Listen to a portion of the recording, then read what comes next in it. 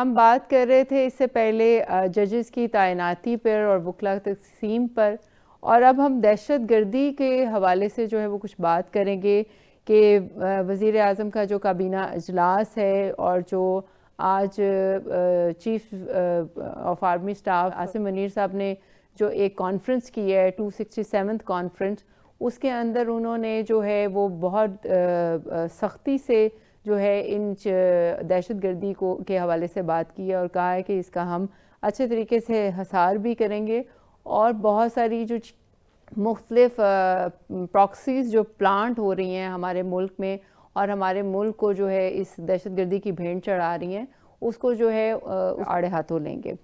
اس کے علاوہ جو ہے 5 جنوری یوم یکجہتی کشمیر جو کہ ہمارا سالیڈریٹی ڈے ہے 5 جنوری کا، وہ ایک بہت ہی ہمارے احترام کا اور احترام کے ساتھ ایک جوش اور ولولہ، اور ہمیں اس یاد کو بار بار دلاتا ہے کہ ہم جو ہے اس سالیڈریٹی ڈے کو مناتے ہیں تاکہ ہم بتا سکیں کہ ہم جو ہے ہمارے ملک میں اس چیز کی بہت اہمیت ہے، اور کشمیر جو ہے وہ آلویز جو ہے برننگ ایشو بھی ہے اور that leaves in our heart.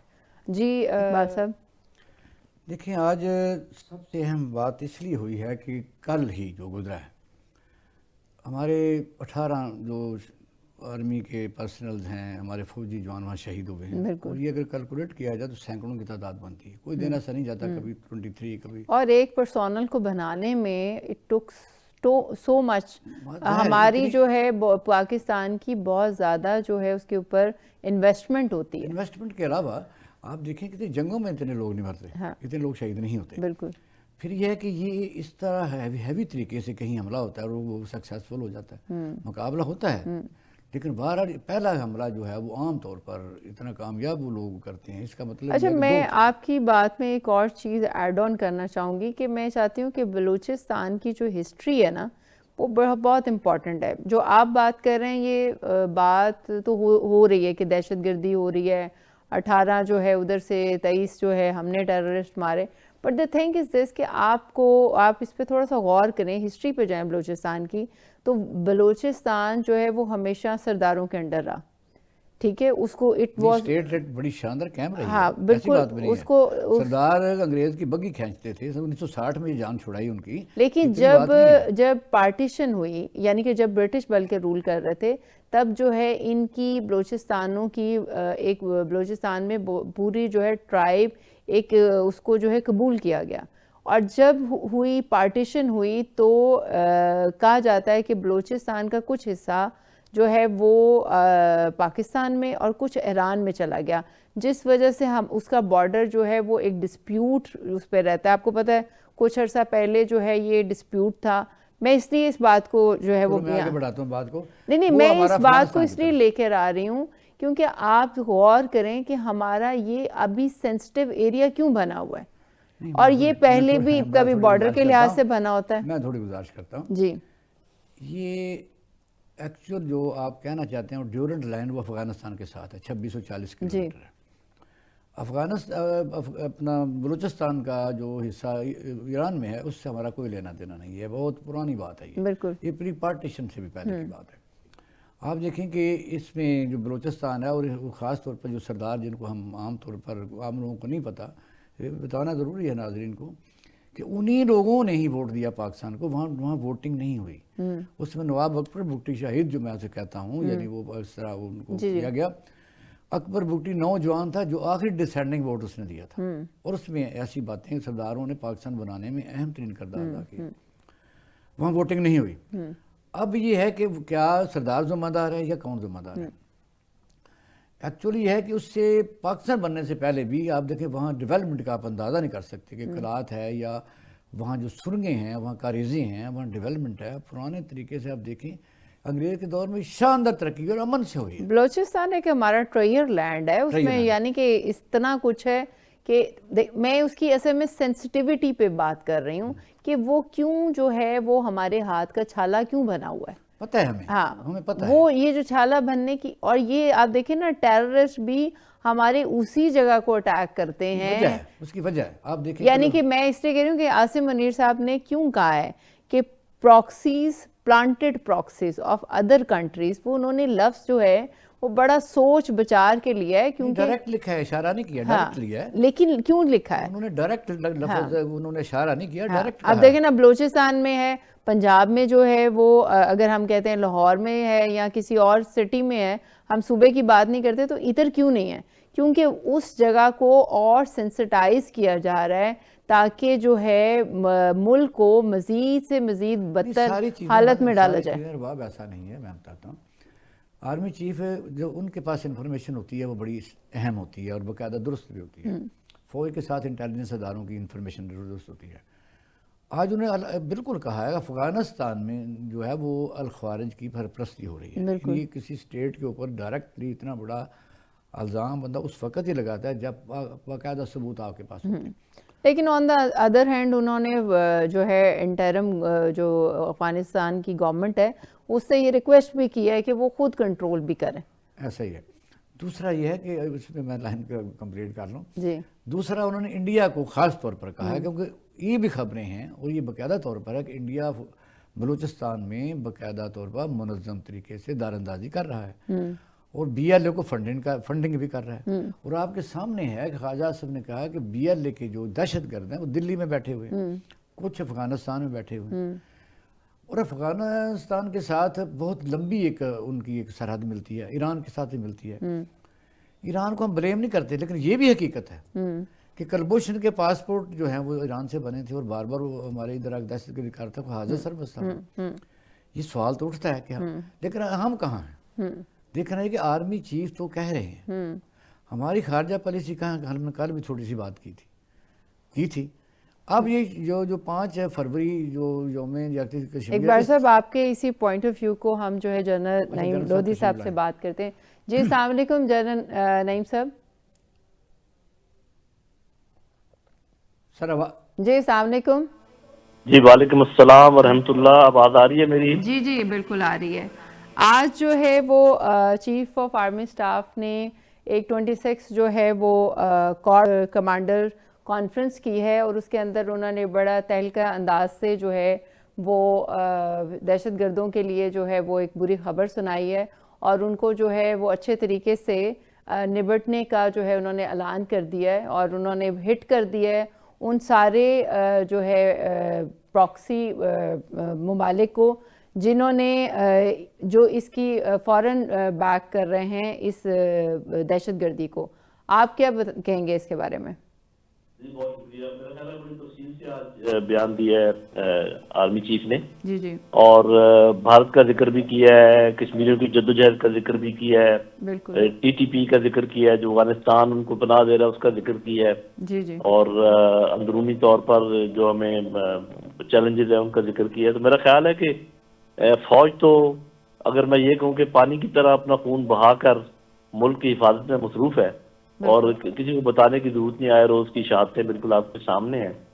لیکن جیسے آپ تھوڑی دیر پہلے آپ خود بھی بات کر رہے تھے, میں اس بات کی تائید کروں گا کہ اس میں whole of the nation approach چاہیے اور نہ صرف یہ کہ حکومت بلکہ عوام اپنی تمام تر سیاسی وابستگیوں کو بالائے طاق رکھ کر ایک طرف رکھ کر پاکستان کی افواج کے ساتھ کھڑے ہو کر اس افریت کا کلا کما کریں. صحیح. اس میں آپ کو اگر ریویو کرنی پڑتی ہے اپنی خارجہ پالیسی تو آپ کریں, کیونکہ ایک انڈیا دیا ہے, آپ نے سنا ہوگا آرمی چیف نے کہ ہمارے جو دوست نما دشمن ہیں ان کے سلسلے میں اب ہم اپنی حکمت عملی تبدیل کریں گے. یہ آپ نے جملہ اندر اٹھایا ہوگا ضرور. جی جی. جس کا یہ مطلب یہ ہے کہ وہ اپنی اسٹریٹجی کو ریویو کرنے کا بھی سوچ رہے ہیں. عاصم صاحب بالکل درست بات ہے. میرا نہیں خیال ہے کہ ہماری جو انٹرنل جو پرابلمز ہیں اس کی وجہ سے فوج کے مرال میں کوئی ڈفرینس آنا چاہیے. چونکہ کل جو ہے وہ 5 فروری ہے, یوم یکجہتی کشمیر ہے, تو آئی ووڈ لائک کہ آپ اس کے اوپر بھی جو ہے وہ کچھ اپنا جو ہے وہ ذرا بتائیں. جی جی. میرا خیال یہ تو ہم سب جانتے ہیں کہ یہ 90 کی دہائی میں یہ شروع ہوا یکجہتی کشمیریوں کے ساتھ منانے کے لیے. 5 فروری کا قاضی حسین احمد صاحب نے یہ شروع کیا تھا. اس کے بعد 2004 سے دوبارہ اس میں جان پڑی ہے.